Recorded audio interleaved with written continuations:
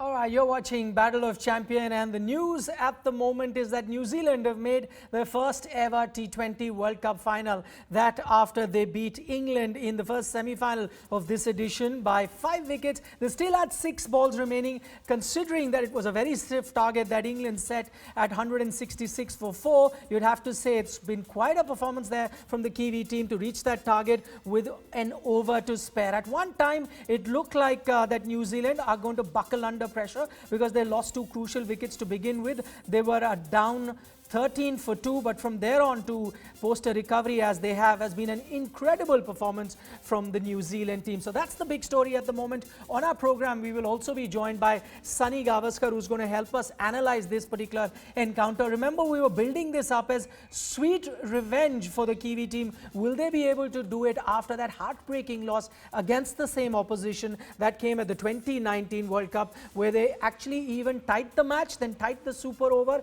on a boundary count back, lost that title to England. But this particular encounter where England went in as the favorites, New Zealand have done an upset, you could say, or even say that this has been a completely shifting of the apple cart. Okay, let's take a look at the highlights now and how the team performed, both teams.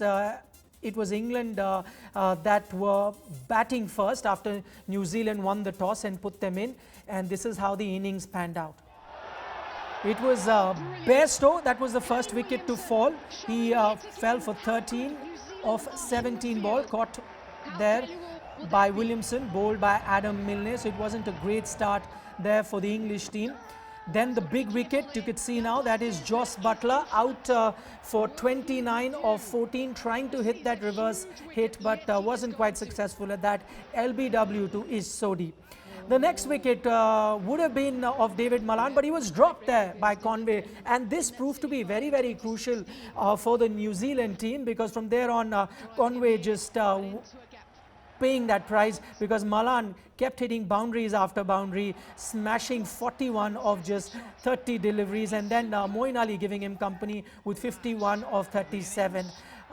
There you could see reaching his first ever half century of this T20 World Cup. So that is what propelled England to that score of 166. After that, you had the Kiwi team coming out to chase a very, very stiff total, and they lost quick wickets. The first one to fall, you can see now, has been Guptill for 4 runs. He was caught by Moeen Ali off the bowling of Chris Wokes. Then they got another big blow. Kane Williamson trying a paddle sweep, but then caught by Adil Rashid, again off the bowling of Chris Wokes for just 5. That means at one stage New Zealand were 13 for 2 and staring down the barrel. But from there on, the recovery started. Conway, who dropped that chance, made amends with the bat, stitching together a 82-run stand with Conway, as well as you could see Daryl Mitchell there doing very well. Conway was then out 46 of 38, stumped off Liam Livingstone. And then later Jimmy Neesham stepped up to the plate, smashing 6s after 6 of that Chris Jordan over. 23 runs came off that over, and then Jimmy Neesham got 27 of 11.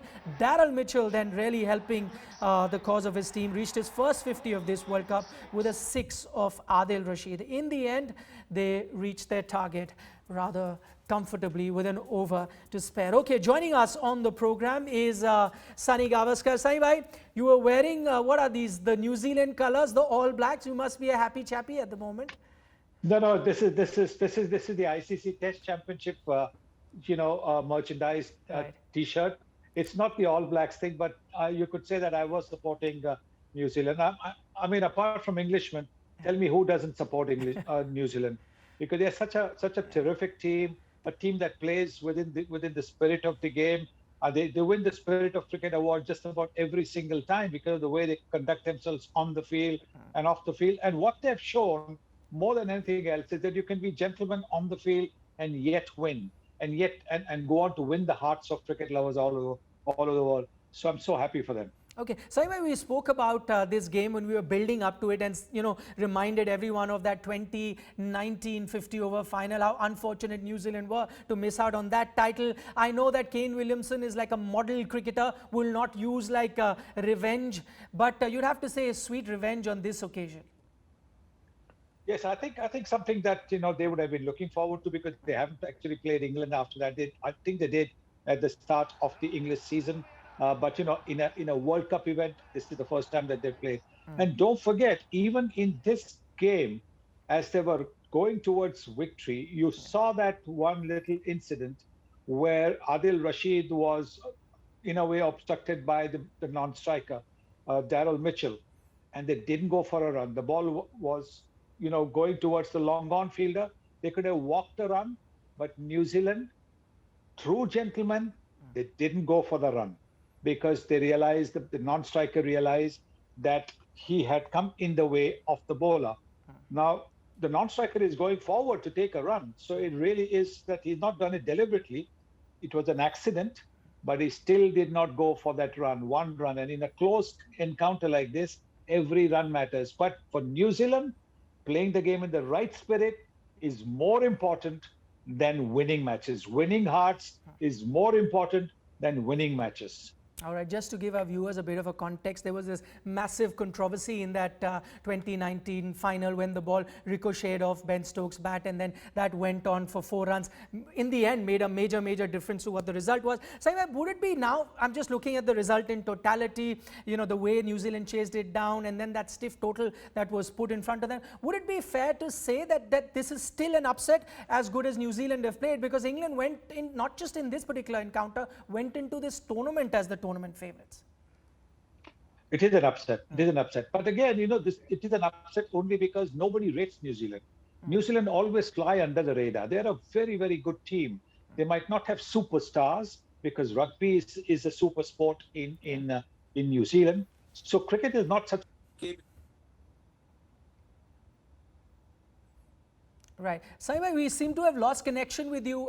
Could you just check your mic? It just went on mute. Sometimes that tends to happen. I mean, such are the perils of technology. If you could just fix that, then I'd love to come back to you.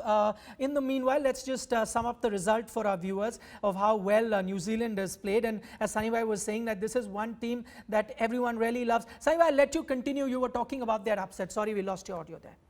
Well, I mean, it's an upset because England have been a 50 overs champion, and also an upset because nobody actually rates New Zealand. New Zealand have been a very, very good white ball side, a red ball side for a number of years. Yeah. But because they don't have big names in the sense that they are not superstars, rugby is the #1 sport in New Zealand. And therefore, cricketers perhaps, come down the pecking order as far as sports heroes are concerned in New Zealand. And so maybe the expectations are not quite there. And because there are no expectations from New Zealanders about their own team, the rest of the world also takes them lightly. But what we've seen today is an amazing performance. Yes, it was a stiff target. 8 runs, more than 8 runs and over is never easy. And particularly in a knockout game where the runs have been put on the board by the team batting first. So it's a fabulous victory by New Zealand. And yes, the good guys do finish first. Okay, let's talk about that chase because it was such an exciting chase at that halfway mark. Everyone would have put their money on England. As Sanibhai said, that 166. On top of that, it's a pressure game. That total becomes close to 200. That situation, if we were building up to this game, and if you asked anyone who are going to be the two crucial batsmen for New Zealand, everyone would have likely picked Guptill as well as Williamson. They lose both their batsmen, 13 for 2. From there on to chase a target like that, and considering Sanibhai, this is that same middle order that hasn't got too much of a run. Yes, Daryl Mitchell got those runs against India, but the rest of that middle order, whether it be Conway, whether it be later Jimmy Neesham, is not someone that had a lot of run in this tournament, not in tremendous form, and yet to achieve this total. Yes, I think so. Basically it matters, when the chips are down, that you should come to the party, and that's exactly what these batsmen have done. Yes, Jimmy Neesham is a bit like a player who will play one innings in about 8 or 9 innings, but he played that innings today. What an innings, scoring at more than 240, the strike rate, amazing. He was hitting the ball well. Yes, he had a bit of luck with that Johnny Bairstow catch, which he fell down on the boundary rope, and so it was a 6. But clearly, I think Jimmy Neesham's got the ability. We've seen it in the past because he's a big hitter. He can bowl usefully towards the end. Kane Williamson showed faith in him by giving him the 20th over of the England batting innings. So yes, I think it's good to see Jimmy Neesham do justice to his talent. I would like to see Martin Guptill do that as well because he's another fine talent, but he's been an underachiever. most of the time. Yes, he's got that big 200 against West Indies in the World Cup in 2015, but hasn't done much. So hopefully in the finals. So anyway, there was also a method to that madness when we are talking about the likes of Conway or Daryl Mitchell, as well as Jimmy Neesham. We spoke about this, that one weaker suit that England has is that bowling, especially after they missed out on a few very key bowlers in this particular tournament. They targeted that. I'm just looking at the figures here. Chris Jordan, one of the bowlers that was targeted, went for almost 10 runs and over, targeted the likes of Mark Wood. Now these are the same bowlers that South Africa target. So clearly there was some sort of action plan that New Zealand came with. Definitely. Because just look, Chris Jordan, even in the IPL, has always been taken for runs in the third and the fourth over. Maybe not in the first couple of overs, but in the third and fourth over of the IPL, he goes for plenty. The odd match, he will bowl well, but generally he goes for plenty, and that's why he doesn't always find a place in the playing 11 for any of the franchises that he's played for so far. So it wasn't really a surprise because he keeps bowling those same length balls which are hit for the boundaries and the sixes, like Jimmy Neesham did in that over, which cost Jordan and England 23. And again, Mark Wood is another bowler, got the pace, but again, bowling the length ball, which means, or even off the edge of the bat, or even off the thigh pad, even if there's something, the speed, the extra speed that he has means that it'll run away for boundary. So yes, I think teams do that. Teams do their homework. Teams say, look, this is a bowler we might not be able to get, 10 runs and over, but this is a bowler that we can look to get maybe 12, 15 runs and over. Maybe not the first couple of overs, but the last couple of overs that he bowls, and which will mean eventually that he's bowled his 4 overs for 40 or 40 plus runs. Okay, just looking at a few things that England may have gotten wrong, Sunny bhai, and I'm going back to, we've often seen, and you've spoken about it, that win the power play, that becomes very, very important in T20 games, and we've seen that more so in the UAE.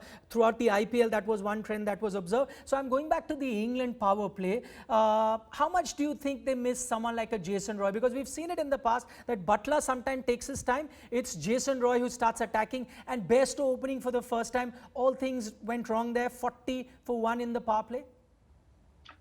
Well, I mean, Johnny Bairstow has been brilliant for the Sunrisers in the IPL. So you can't really fault him for that, but because he's opened the batting and he's done well.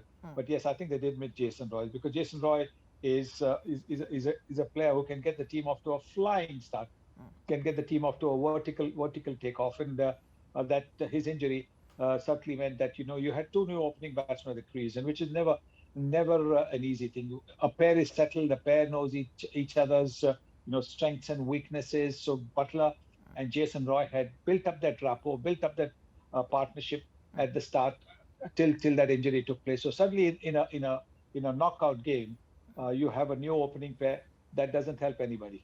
All right, final word to you, Sunny bhai. We know, as you've mentioned, New Zealand are the good guys of cricket. They always stay under the radar. That's the other thing that we've spoken about. But one thing that viewers would love to know, what is it that makes them so dangerous when it comes to big tournament? How is it that they come to the big stage and then put their best foot forward? I think they have a lot of belief in themselves.